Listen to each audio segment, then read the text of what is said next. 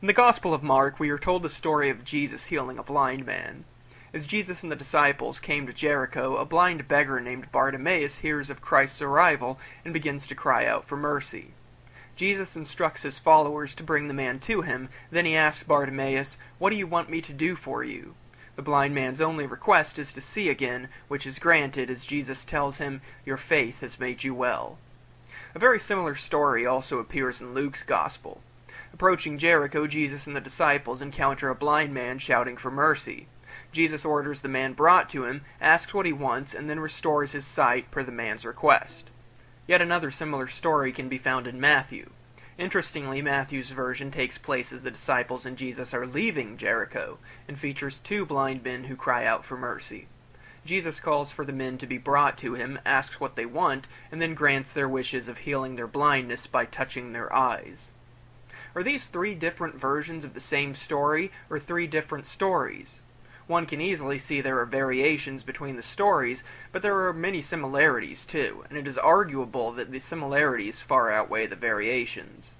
What are the odds that Jesus and the disciples encountered Bartimaeus, one unnamed blind man, and two other blind men, all on their way near Jericho, who each pleaded for mercy from the Son of David, who shouted more loudly when others tried to quiet them down, who were called for by Jesus and asked what they wanted, who each requested to see again, and who were then healed? Most people would say these are three versions of the same story, despite some obvious differences. In fact, there are many other examples like this one in the Gospels of Matthew, Mark, and Luke. John's Gospel, however, features a great deal of content that is not recounted in the other Gospels. Because of their amount of shared material, which is often arranged for comparison in a synopsis, Matthew, Mark, and Luke are commonly referred to as the Synoptic Gospels, meaning seen together. The synoptic problem, then, is the problem of how to explain all the material common to the first three Gospels. But is this even a problem? Some apologists have suggested that the similarities could simply be evidence of an underlying oral tradition relied upon by each Gospel author. Clever as this idea may seem, it fails to account for a number of factors. One of these factors is the use of identical language. In the story of the blind beggar, Mark and Luke both use the same Greek phrase when Jesus asks, "What do you want me to do for you?" and in the response, "That I might receive sight." Though we can expect to find such things in a case of textual interdependence, oral tradition cannot really explain this verbatim language. Another factor is the arrangement of material. While Matthew's author rearranged some of the stories of Mark for his Gospel, Luke pretty much follows Mark's chronology. There is also topical arrangement of content in the Synoptics, like using a miracle story in different places to convey a certain message. It's exceedingly difficult to argue that oral tradition can account for how authors have arranged narratives and sayings in their text. Oral tradition alone cannot explain both chronological and topical agreements when one often implies discrepancy for the other. Perhaps the most persuasive evidence of a literary relationship is the presence of editorial or parenthetical statements in the Gospels. In the middle of Jesus' discussion of the signs of the end times in Mark 13, we find the phrase, "Let the reader understand." Matthew 24:15 reproduces this phrase verbatim. Oral tradition cannot be the explanation for this because of the reference to a reader. In other passages, Jesus is depicted speaking a familiar invitation, "He who has an ear, let him hear." And yet this is not what we find in this instance. These three factors form a powerful argument against an underlying oral tradition accounting for all of the material shared between the synoptics. Of course, this doesn't mean that oral tradition hasn't shaped some of the Gospels, or that it can't explain some of the similarities. However, it should be apparent that a literary relationship among Matthew, Mark, and Luke does exist. Put another way, the synoptic problem is indeed a real problem. Over the centuries, several solutions to this problem have been proposed, typically identifying either Mark or Matthew as the first of the synoptic Gospels. The Augustinian hypothesis, developed by St. Augustine, puts Matthew as the earliest Gospel and claims that Mark used Matthew while Luke used Mark. I think of this as the trickle-down theory, and it also uses the ordering found in the Christian canon.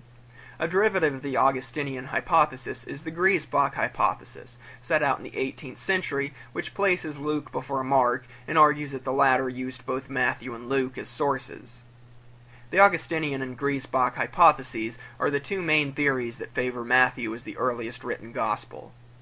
In the 19th and 20th centuries, another theory called the two-source hypothesis began to accrue support from the scholarly community, thanks to figures like Heinrich Julius Holtzmann and B.H. Streeter. The two-source hypothesis claims Mark is the earliest gospel and one of two sources used by both Matthew and Luke. The second source is a hypothetical document known as Q, which comes from the German word Quell for source. Q is usually associated with material that is shared by Matthew and Luke, yet absent from Mark, and the majority of this material is ascertained to be sayings as opposed to narratives. Due largely to its hypothetical nature, Q is not without its critics. In 1955, the Farrer hypothesis was formulated as a way of dispensing with Q, arguing that Luke actually borrowed content from Matthew as well as Mark. Currently, the two-source hypothesis is the solution favored by the majority of biblical scholars.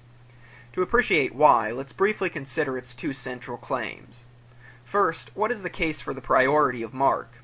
Upon immediate reflection, we will notice that Mark is the shortest of the Gospels, and it lacks a number of elements found in Matthew and/or Luke, such as the infancy narratives, the Sermon on the Mount, and the post-mortem appearances, to name a few. Although omissions are often made when an author uses a source, it is difficult to understand why Mark's author would have omitted these major components of the Christian story. What believer wouldn't be interested in Jesus' birth, the wisdom delivered in the Sermon on the Mount, or the post-mortem appearances? Omissions are always made with reason, and yet the absence of this material from Mark is quite inexplicable. It's much easier to conceive of these stories as additions rather than omissions. Another argument that supports this view is based on the agreement between the synoptics.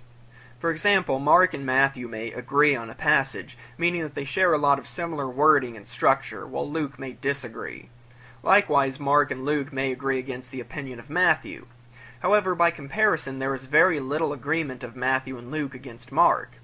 What does this mean? It means that Matthew and Luke were not composed independently of Mark, but more than this, it also suggests that Mark is the original source. New Testament scholar Daniel B. Wallace illustrates this perfectly. Of Mark's 11,025 words, only 132 have no parallel in either Matthew or Luke. Percentage-wise, 97% of Mark's Gospel is duplicated in Matthew, and 88% is found in Luke. On the other hand, less than 60% of Matthew is duplicated in Mark, and only 47% of Luke is found in Mark. Under the Augustinian hypothesis, Mark is just a heavily edited copy of Matthew, with a lot of Matthean content omitted for no apparent reason. The Griesbach hypothesis treats Mark as a synthesis of Matthew and Luke, but also doesn't really convincingly account for the large chunk of omitted material. Why is it that there is so much agreement with Mark, while there is so little of Matthew and Luke preserved in Mark? A third argument for Mark and priority rests on the primitive nature of the text itself. R. H. Stein, C. M. Tuckett, and other scholars have noted that Mark has the most colloquial language of the Gospels. In a few parallel passages, Matthew and Luke omit Aramaic expressions, smooth out troubling statements, and delete redundancies found in Mark. These alterations and omissions all have fairly plausible explanations, unlike the supposed absence of Matthean and Lucan material from Mark, which is surmised by some of these other hypotheses. As you may see, the case for Mark and priority is relatively strong. But what about the other source in the two-source hypothesis? Scholars have observed a number of verses common to Matthew and Luke that are not found in Mark. Two possibilities present themselves for this relationship. Either one gospel used the other, or the two gospels share a third source. Mark Goodacre has recently drawn attention for carrying on the Farrer tradition of dispensing with Q by attributing the Q content to Luke's use of Matthew. Although I have not yet read Goodacre's book, there are a few questions that arise from this contention. Most notably, how does one explain Luke's cherry-picking of sayings passages from Matthew? The large majority of content shared by Matthew and Luke that is not in Mark is made up of sayings of Jesus or John the Baptist. By contrast, a good number of non-sayings passages found in Matthew, or even Matthew and Mark, are missing from Luke, not to mention sayings found in Matthew that are not used by Luke. That sayings collections did exist, and in written form, was settled with the discovery of the Gospel of Thomas. There is also the very different ordering Luke employs for certain stories and passages, as opposed to Matthew's ordering. All of this puts Q opponents at the disadvantage of explaining Luke's seemingly arbitrary method of incorporating the text of Matthew into his own Gospel. Hopefully Goodacre addresses these issues, but whether he really resolves them remains to be seen. Another argument in favor of Q rests on doublets in the Gospels. As an example, Matthew's Gospel twice reports Jesus' hyperbolic instruction on removing an offending appendage, in 5:29-30 and 18:8-9. Interestingly, only one of these versions is paralleled in Mark. Why include the same saying in two different passages? It's hard to imagine that Matthew's author was responsible for one instance of it only a few chapters before copying another instance from Mark. No parallel exists in Luke's Gospel either. This doublet might be explained as Matthew copying the same saying from both Mark and Q, where they may have been used in different contexts. Under some of the other hypotheses, we are asked to believe that either Matthew produced an original document with the doublet already in it, or that Luke copied from both Matthew and Mark, which each feature this saying, yet left this material out altogether for no known reason. In large part, the authority of the two-source hypothesis comes from its explanatory scope and explanatory power. As we've seen, it is capable of accounting for a number of difficulties that the other proposed solutions have a harder time explaining. Nonetheless, like any theory, the two-source hypothesis also has its weaknesses. Obviously, Q is a hypothetical because the document no longer survives, if it existed at all. However, a great number of early Christian texts are now lost to us, and source reconstruction is neither unusual, nor is it presumed to be exact, so this weakness seems fairly trivial. More troubling might be the existence of those passages where Matthew and Luke do agree against Mark and appear to have no relation to Q. Yet disagreements with Mark may not mean that Matthew and Luke have a literary relationship of their own. In some cases, the disagreements follow from the logic of the passage, or the common sense of the reader, and so each author could have arrived at their conclusions independently.